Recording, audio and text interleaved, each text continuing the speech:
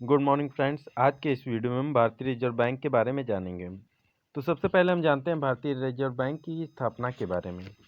भारतीय reserve bank RBI की स्थापना भारतीय रिजर्व बैंक अधिनियम 1934 के प्रावधानों के अनुसार 1 अप्रैल 1935 को हुई थी। यहाँ पर सबसे इम्पोर्टेंट है दोस्तों, आरबीआई की स्थापना कब हुई थी। ये क्वेश्चन कई बार एग्जाम्स में पूछा गया है, तो याद रखना दोस्तों, 1 अप्रैल 1935 को आरबीआई की स्थापना हुई थी। शुरुआत में रिजर्व बैंक का केंद्रीय कार्यालय कोलकाता में स्थापित किया गया था, जिसे वर्ष 1937 में स्थायी रूप से मुंबई में स्थानांतरित कर दिया गया। केंद्रीय कार्यालय वह कार्यालय है जहां आरबीआई का गवर्नर बैठता है और जहां नीतियां निर्धारित की जाती हैं।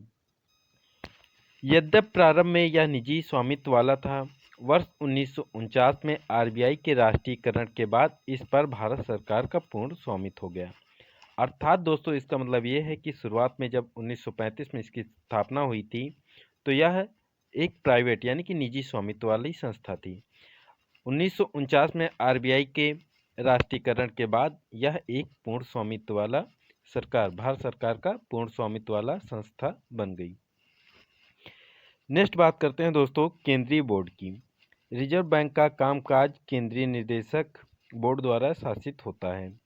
भारत सरकार के भारतीय रिजर्व बैंक अधिनियम के अनुसार इस बोर्ड की नियुक्ति नामन 4 वर्ष के लिए होती है।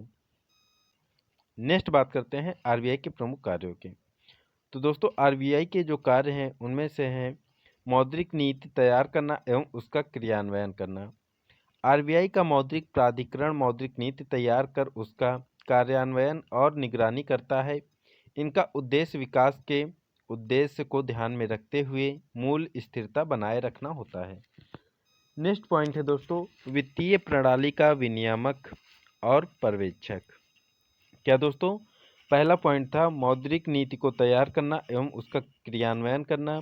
दूसरा पॉइंट है वित्तीय प्रणाली का विनियामक और पर्यवेक्षक। बैंकिंग परिचालन के लिए विस्तृत मानदंड निर्धारित करता है, उसके अंतर्गत देश के बैंकिंग और वित्तीय प्रणाली काम करती हैं। इसका उद्देश्य प्रणाली में लोगों के विश्वास बनाए रखना है, जमाकर्ताओं के हितों की रक्षा करना और आम जनता को किफ़ायती बैंकिंग सेवाएं उपलब्ध कराना होता है। नेक्स्ट पॉइंट है विदेशी मुद्रा प्रबंधक। विदेशी मुद्रा का प्रबंधन अधिनियम 1999 का प्रबंध करता है। इसका उद्देश्य विदेश व्यापार और भुगतान को सुविधाजनक बनाना और भारत में विदेशी मुद्रा बाजार का क्रमिक विकास करना तथा उसे बनाए रखना है। नेक्स्ट कार्य है मुद्रा जारी करता। यह करेंसी जारी करता है, यानी कि आरबीआई करेंसी जारी करता है और उसका विनियमन भी करता है। नेक्स्ट बात करते हैं दोस्तों वार्षिक रिपोर्ट की। वार्षिक रिपोर्ट रिजर्व बैंक का सांविधिक रिपोर्ट यानी कि स्टैट्यूटरी रिपोर्ट है और इसे हर वर्ष अगस्त में जारी किया जाता है। कब किया जाता है दोस्तों? हर वर्ष अगस्त में जारी किया जाता है। यह रिजर्व बैंक के केंद्रीय निदेशक मंडल की भारत सरकार को प्रस्तुत की जाने वाली रिपोर्ट है और इसमें शामिल होते हैं, यानी कि दोस्तों हर वर्ष अगस्त के माह में एक वार्षिक रिपोर्ट जिसे स्टैट्यूटरी रिपोर्ट कहते हैं वह रिजर्व बैंक ऑफ इंडिया के द्वारा प्रस्तुत किया जाता है। और यह किसके द्वारा प्रस्तुत किया जाता है? तो दोस्तों रिजर्व बैंक के केंद्रीय निदेशक मंडल के द्वारा भारत सरकार को प्रस्तुत किया जाता है। और इसमें क्या क्या शामिल होता है इस रिपोर्ट में?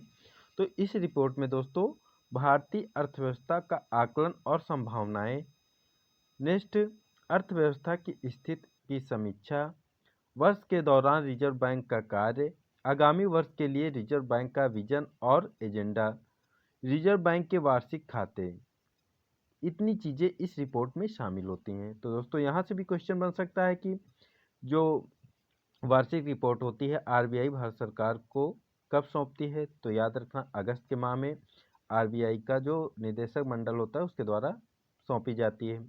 और इस रिपोर्ट में भारतीय अर्थव्यवस्था का आकलन और संभावनाएं, अर्थव्यवस्था की स्थिति की समीक्षा, वर्ष के दौरान रिजर्व बैंक का कार्य, आगामी वर्ष के लिए रिजर्व बैंक का विजन और एजेंडा, रिजर्व बैंक के वार्षिक खाते, ये सारी चीज़ें इस रिपोर्ट में शामिल होती हैं। तो दोस्तों इसमें और क्या इम्पोर्टेंट है जो कि याद रखना है? प्रमुख कार्य। प्रमुख कार्यों में क्या क्या है? मौद्रिक नीति तैयार करना तथा उसका क्रियान्वयन करना। नेक्स्ट वित्तीय प्रणाली का विनियमन और पर्यवेक्षक का कार्य करता है, विदेशी मुद्रा का प्रबंधन करता है और मुद्रा जारी करता है। ये 4 प्रमुख कार्य हैं जो आरबीआई के हैं, इन्हें याद रखना। और दोस्तों हम जानते हैं कि प्रारंभ में आरबीआई एक प्राइवेट यानी कि निजी स्वामित्व वाली संस्था थी। 1949 में आरबीआई के राष्ट्रीयकरण के बाद यह भारत सरकार का पूर्ण स्वामित्व वाली संस्था बन गई। रिजर्व बैंक की स्थापना कब हुई थी? तो दोस्तों 1 अप्रैल 1935 को हुई थी। इसकी स्थापना किस अधिनियम के द्वारा हुई थी? तो भारतीय रिजर्व बैंक अधिनियम 1934 के प्रावधानों के अनुसार इसकी स्थापना 1 अप्रैल 1935 को हुई थी।